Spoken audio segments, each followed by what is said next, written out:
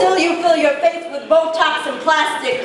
Turn yourself into a collector's item. You sold out and I ain't buying. The only thing Pinocchio ever wanted was to be a real human being. You pay big money to take his place.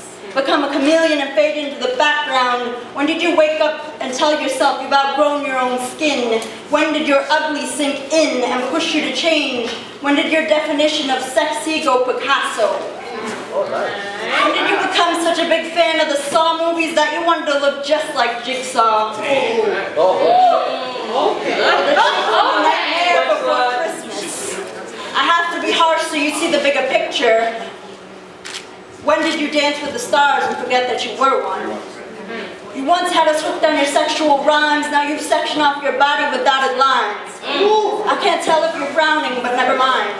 How can a surgeon take a look at God's blueprints and hit revise? I hope that you see what we see through your brand new slanted eyes. Call your fans old-fashioned, but we love the old you. Now we can't tell if you're happy or not. We're just sad that your face is the only new material you got. I sincerely hope you hear this letter and diss me back. I'd be honored. At least then you'd show us they didn't put plastic where your heart is. And we can tell our future daughters that they're beautiful as they are. We'll just Google you, and they won't have to be convinced. You haven't really been the queen bee since...